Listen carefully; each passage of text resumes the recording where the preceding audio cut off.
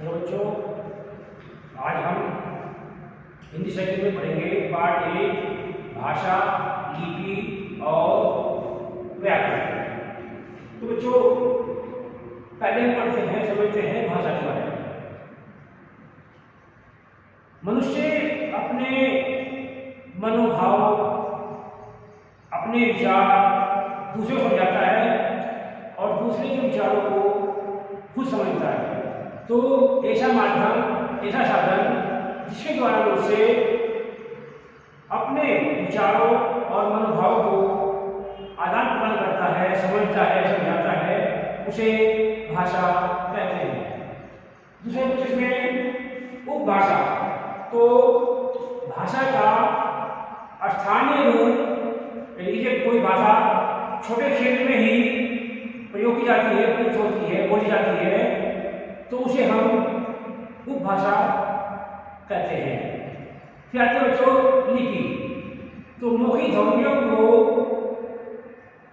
लिखित रूप में लिखने के लिए कुछ चिन्ह निश्चित किए गए हैं। उन चिन्हों को ही लिपि कहा जाता है और हिंदी की जो लिपि है उसका नाम है देवनागरी। फिर जो साहित्य, तो किसी भी भाषा का जो ज्ञानकोश होता है उसको इकट्ठा करके रखा जाता है, उसको ही उस भाषा का साहित्य कहा जाता है। फिर आते हैं बच्चों व्याकरण। व्याकरण क्या है? तो व्याकरण वह शास्त्र है जिसके द्वारा हम भाषा के नियमों को जानकर उसके शब्दों को शुद्ध रूप में ठीक प्रकार से पढ़ना, लिखना और बोलना सीखते हैं। इस प्रकार से ये हमारे इसके हुई भाषा, उपभाषा, लिपि, साहित्य और व्याकरण। तो इस प्रकार से बच्चों ये कुछ बिंदु थे इस अध्याय के। इसके अलावा एक आती है बोली। बोली क्या है? बोली भाषा का, किसी भी भाषा का स्थानीय रूप होता है, यानी लोकल जो लैंग्वेज होती है उसे भाषा कहते हैं। और ये 5 से 10 किलोमीटर तक ही बोली जाती है, समझी जाती है। उसकी बात के लिए बदल जाती है। इस प्रकार से उसे हम भाषा का जो सीमित क्षेत्र होता है उसे कहते हैं हम बोली। इसमें साहित्य की रचना नहीं होती। अब आते हैं बच्चों राष्ट्रभाषा। राष्ट्रभाषा क्या है? तो किसी भी राष्ट्र के अधिकांश व्यक्तियों द्वारा जब कोई भाषा प्रयोग में लाई जाती है, यानी बोली जाती है, तो वह उस देश की राष्ट्रभाषा कहलाती है। फिर है राजभाषा। राजभाषा क्या होती है? तो बच्चों राजभाषा वह होती है जिस भाषा को राजकीय कार्यालयों में सरकारी कामकाज के लिए प्रयोग में लाया जाता है, उसे हम राजभाषा कहते हैं। अब कुछ बनता है बच्चों कि भाषा का उपयोग किसने किया जाता है?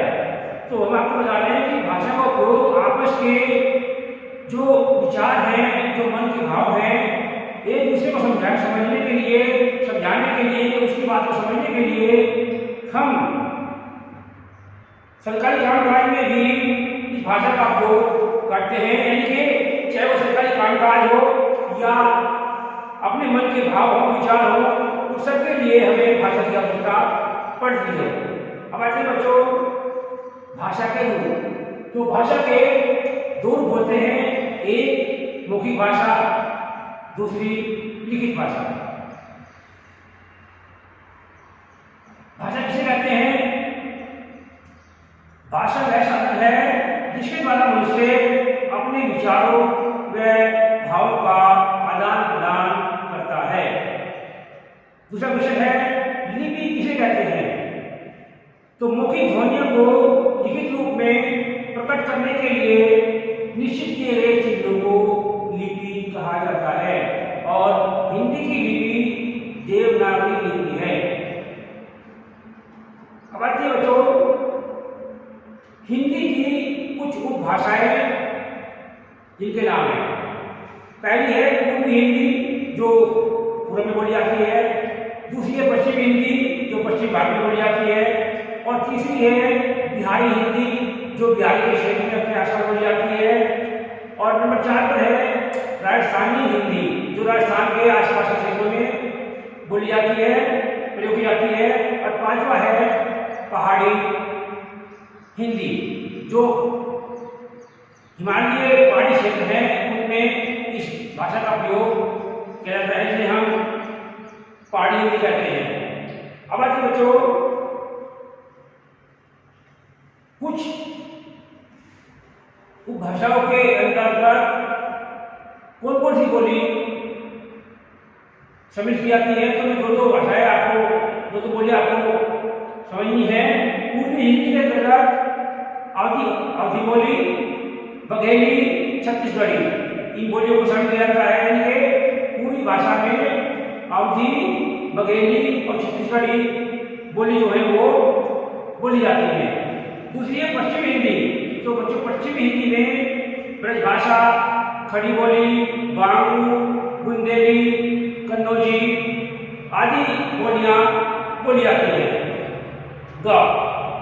पहाड़ी हिंदी में जो पहाड़ी उपभाषा है इसके अंतर्गत गढ़वाली, कुमाऊनी, मंजाली इत्यादि बोलियां बोली जाती है। धन्यवाद।